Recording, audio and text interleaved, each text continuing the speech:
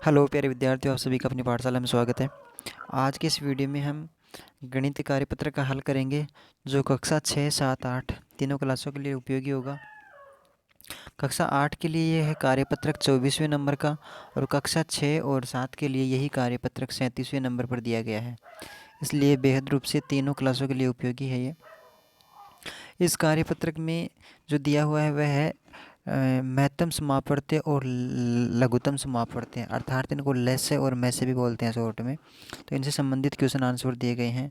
कोशिश रहेगी कि पूरी ईमानदारी से पढ़ें अपन, ताकि सीख पाएँ।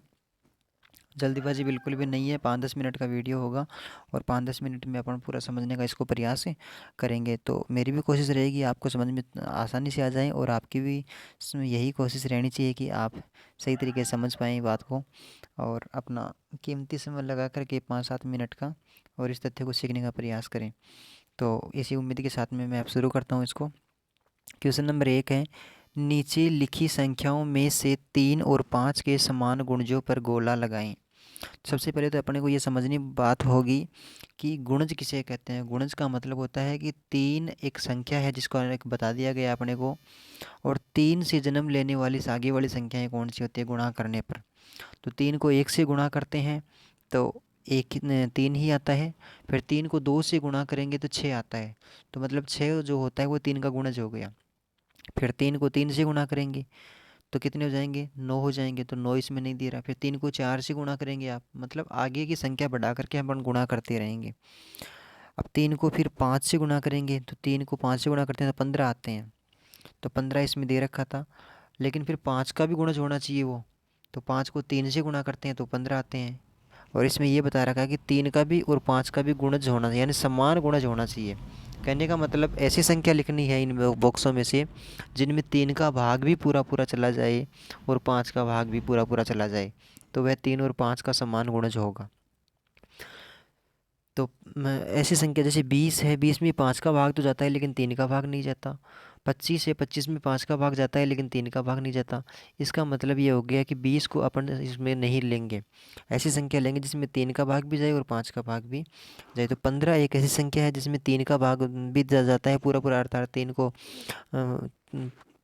15 में 3 का भाग देंगे तो चला जाएगा, और 15 में 5 का भाग देंगे तो भी चला जाएगा। इसके बाद में जो संख्या है वह 30 है, फिर 45 है और फिर 60 है। फिर आगे चलेंगे तो 15 के गुणा के रूप में चल रहे हैं ये, तो 75 हो जाएंगे। फिर 15 छः 90, फिर 105, इस प्रकार से चलते रहेंगे 15 के क्रम में। तो अपने पास में संख्या यहीं तक है। तो ये पहला क्वेश्चन, उम्मीद करता हूँ कि समझ में आ गया होगा आपको मैं क्या करना चाह रहा हूँ। क्वेश्चन नंबर 2 है, इसमें भाग विधि के द्वारा 24 और 30 का लघुत्तम समापवर्त्य क्या होगा। तो ये भाग विधि के द्वारा यानी भाग दे दे के देखना है अपने को, लेस से क्या होगा इसका। लेस है तो पहली संख्या है 24 है, 30 है और 18 दे रखा है, तो इसमें 2 का भाग दे रखा है, सभी में 2 का भाग। तो पहली लाइन दी हुई है।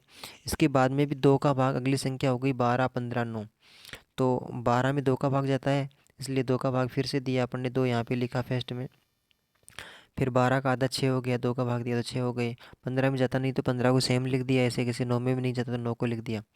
फिर इस 6 में 2 का भाग फिर जाता है तो 2 एक बार फिर से लिखे यहाँ पे, और 6 का आधा 3 हो गया क्योंकि 2 का भाग दिया 6 में तो 3 आ गया। फिर 15 आ गया, फिर 9 आ गया। अब 2 वाली संख्या कोई नहीं थी, अब 3 का भाग जाएगा इसमें, तो 3 लिख लिया। अब 3 का भाग 3 में दिया तो नीचे 1 आ गया। 3 का भाग 15 में दिया तो 3 पंजे 15 यानी नीचे 5 आ गए। 3 का भाग 9 में दिया तो 3 3 9 हो गए, तो 3 आ गए। फिर आगे 3 एक और दे रखा है, इसलिए 3 का भाग फिर से दिया अपन ने। तो 1 में और 5 में जाता नहीं, इसलिए 1 और 5 को तो ऐसे कैसे सेम उतार दिया, और 3 में दिया तो 3 एकम 3, तो नीचे फिर 1 आ गया 3 की जगह। अब लास्ट में 5 का भाग दिया, और 5 का भाग दिया तो 1 में और 1 में तो ऐसे कैसे आ गया, और 5 में दिया तो 5 का भी 1 आ गया। तो इस प्रकार से पूरा भाग हो गया। अब 2 कितनी बार आया, एक तो पहले से दिया हुआ है, तो 1 बार 2 बार 3 बार तो 2 आया है। तो 1 बार 2 बार 3 बार तो 2 आ गया, और 2 बार 3 आया है, 1 बार 2 बार या 3, और 1 बार 5 आया है। इन सब को अपन गुणा करेंगे तो 2 दूनी 4, 4 दूनी 8, 8 ती 24, 24 ती 72, और 72 को 5 से गुणा करते हैं तो फिर 360 आएंगे। तो ये अपना लघुत्तम समापवर्त्य हो गया। लैसे किसे कहते हैं। अब ये ऐसी संख्या हो गई कि इस 360 में 24 का भाग देंगे तो भी जाएगा, 30 का भाग देंगे तो भी जाएगा, और 18 का भाग देंगे तो भी जाएगा। तो इसको लघुत्तम समापवर्त्य लैसे बोलते हैं। अगला है तीसरे नंबर का, भाग विधि के द्वारा 72 और 48 का लघुत्तम समापवर्तक क्या होगा। जैसा ऊपर किया था, ऊपर वाले में 3 संख्याएं दी हुई थी, अब की बार 2 संख्याएं दी हुई हैं, तो थोड़ा आसानी रहेगा। तो अब सबसे पहले 2 का भाग जाएगा, क्योंकि सम संख्याएं हैं इसे 72 और 48। तो 2 का भाग दिया तो 36 और 24 आ गए। फिर इनमें 2 का भाग फिर से दिया तो 18 और 12 आए। फिर 2 का भाग दिया तो 18 के आधे 9 हो गए, 12 के आधे 6 हो गए। अब भी 2 का भाग जाएगा, 9 में तो नहीं जाता लेकिन 6 में जाता है। तो 2 का भाग फिर से दिया तो 9 में और 6 में दिया तो 9 में तो जाएगा नहीं, तो इसलिए 9 को ऐसे कि उसको उतार लिया नीचे। और 6 में दिया तो फिर 3 आ गए। और फिर जाएगा 3 का भाग, और जो 3 का भाग दिया तो ये 3 और 1 आ गए, और लास्ट में इस प्रकार से फिर से 3 का भाग। तो कितनी बार हो गया ये, 1 2 3 बार तो आया है 2, 1 2 3 बार तो 2 आया है। और ये चौथी बार यानी 4 बार 2 आया है, और 2 बार 3 आया, 1 बार और 2 बार। इन सबको गुणा करते हैं तो 144 आते हैं। 144 इसका लघुत्तम समापवर्तक बोल दीजिए या लय से बोल दीजिए, यानी लय और से, इस प्रकार से लय से बोल दिया या लघुत्तम समापवर्तक पूरा नाम बोल दीजिए। अब 144 ऐसी संख्या है जिसमें 72 का भाग भी जाएगा और 48 का भाग भी जाएगा। इसके बाद में है में से, यानी महत्तम समापवर्तक, ये उसको लय से का विपरीत है, महत्तम समापवर्तक। तो इसमें कौन सी होती है, 28 और 24 के गुणनखंड लिखे हुए हैं। कहने का मतलब होता है कि 28 और 24 किस किस के गुणज हैं।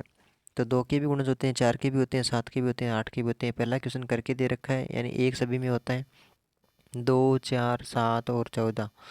इसके पहले वाले कार्यपत्रक में अपन टुकड़े बना बना के, समूह बना बना के देख चुके हैं कि आप 28 को समूहों में बांटेंगे तो 14 14 के 2 समूह बन सकते हैं।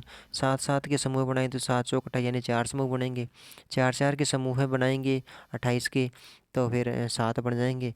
2 2 के समूह बनाएंगे तो 14 बन जाएंगे, और 1 का समूह बनाएंगे तो 1 बन जाएगा। तो ये इस पर समूह वाला विभाजन ही है, यानी कितने समूह बराबर बराबर अंकों के बन सकते हैं। जैसे 24 में 2 का समूह भी बना सकते हैं, 3 का समूह बना सकते हैं, 4 का बना सकते हैं, 6 का बना सकते हैं, 8 का बना सकते हैं, 12 का बना सकते हैं। अगर 12 का समूह बनाओगे 24 के तो 2 समूह बनेंगे। 8 का समूह बनाओगे तो 3 समूह बनेंगे, यानी 8 8 8 3 बार जोड़ोगे तो 24 हो जाएंगे। 6 के समूह बनाओगे तो 4 समूह बनेंगे, जैसे 6 प्लस 6 प्लस 6 प्लस 6, इस प्रकार से 24 हो जाएंगे 4 बार जोड़ोगे तो।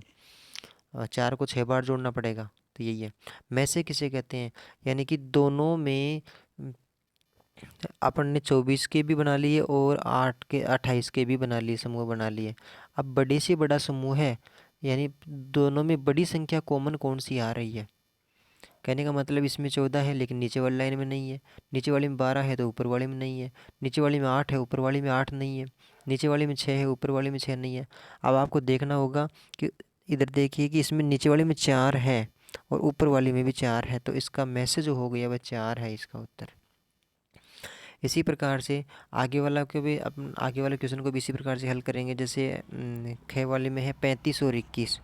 तो 35 को पहले तो आप समूह में बराबर के समूह में बांट सकते हैं, यानी 5 5 के समूह बनेंगे, 7 7 के समूह बनेंगे। और ऐसे हल नहीं करें तो इसको ऐसे हल कर लीजिए, जैसे 35 लिख दिया मैंने और भाग विधि के द्वारा पहले 5 का भाग देंगे तो 5 संते 35, फिर 7 का देंगे तो 7 एकम 7, यानी 5 और 7 आए, तो ये 5 रहा और ये 7 रहा। इस प्रकार से 21 का भी इस प्रकार से करेंगे, या बराबर के समूह बना लीजिए। तो 1 3 और 7, क्योंकि 3 के पाड़े में भी 21 आते हैं, 7 के पाड़े में भी 21 आते हैं। बड़ी संख्या कॉमन कौन सी होती है इन दोनों में, 35 और 21 में, तो 7 इसमें भी है और 7 इसमें भी है, यानी बड़ी संख्या देखनी होती है। तो इसमें से ये 7 हो गया, तो इसका में से 7 हो गया। अगला 40 का भी ऐसे समूह बना सकते हैं, यानी 1 का भी जाएगा भाग, 2 का भी जाएगा। समूह बनाने का मतलब होता है उनमें भाग चला जाए संख्याओं का। जैसे 40 में 1 का भाग जाता है, 2 का भाग जाता है, 4 का भी भाग जाता है, 5 का भी भाग जाता है। अर्थात 8 के पाढ़े में भी 40 आते हैं, 10 के पाढ़े में भी 40 आते हैं, 20 के पाढ़े में भी 40 आते हैं। तो ये सभी इसके अभाज्य गुणनखंड हो गए। फिर आगे और देखेंगे तो 18 में 1 का भाग भी जाता है, 2 का भी जाता है, 3 का भी जाता है, 6 का भी जाता है, 9 का भी जाता है, और 18 का स्वयं का भी जाता है। तो बड़ी संख्या कौन सी होती है इनमें दोनों में, कॉमन कौन सी है। 20 ऊपर वाले में है नीचे वाले में नहीं है, 10 ऊपर वाले में है नीचे वाले में नहीं है, 8 ऊपर वाले में है नीचे वाले में नहीं है, 5 ऊपर वाले में है नीचे वाले में नहीं है, और 4 ऊपर वाले में है नीचे वाले में नहीं है। 2 हैं दोनों में कॉमन, यानी 2 ऊपर वाले में भी हैं, 2 नीचे वाले में भी हैं बड़ी संख्या, तो इसका 2 हो गया में से ऐसे। फिर आगे 48 और 32 को भी आपको टुकड़ों में विभाजित करना है, बराबर के समूह में बांटना है। यानी कि कौन कौन सी संख्याओं का भाग जाता है। 48 में 1 का जाता है, 2 का जाता है, 3 का जाता है, 4 का भी जाता है, 6 का भी जाता है, 8 का पूरा पूरा भाग जाता है, 12 का पूरा पूरा भाग जाता है, 16 का पूरा पूरा भाग जाता है, 24 का पूरा पूरा भाग जाता है। इसी प्रकार से 32 में कौन कौन सी संख्याओं का पूरा पूरा भाग जाता है। 1 का भी जाता है, 2 का भी जाता है 32 में, क्योंकि 16 दूनी 32, 4 का देंगे तो 4 अंटा 32, 8 का देंगे तो 8 चौक 32, 16 का देंगे तो 16 दूनी 32। इस प्रकार से पूरे पूरे भाग चला गया। ऊपर वाले में 24 है, नीचे वाले में नहीं है। ऊपर वाले में 16 है तो नीचे वाले में भी 16 है, तो बड़ी से बड़ी संख्या है जो दोनों में समान है वह 16 है, तो ये इसका मैसे हो गया। तो इस प्रकार से ये मैसे और लैसे के प्रश्न थे। मैसे को हल करते हैं महत्तम समाप पढ़ते हैं। महत्तम का मतलब होता है बड़ी संख्या और लघुत्तम का मतलब होता है छोटी संख्या। तो महत्तम यानी बड़ी से बड़ी समान संख्या कौन सी है जो दोनों में कॉमन आती हो, और यानी बड़ी से बड़ी संख्या जो दोनों में कॉमन हो और उसका भाग इन संख्याओं में जाए। जैसे 16 है तो 16 का भाग 48 में भी जाता है, 16 का भाग 32 में भी जाता है, इस प्रकार से। तो ये लेस और मैसे क्वेश्चन थे। अगले वाली वीडियो में अगले पर नेक्स्ट टाइप के क्वेश्चन आंसर पढ़ेंगे, इससे संबंधित ही। उम्मीद करता हूँ कि आपको समझ में आए होंगे, और नहीं भी समझ में आए हो तो एक बार दो बार आप रिपीट करके देखिए, फिर आपको समझ में आसानी से आ जाएंगे ये। और इस वीडियो से अगर आपको मदद मिली हो तो आप लाइक करके ज़रूर बताएं।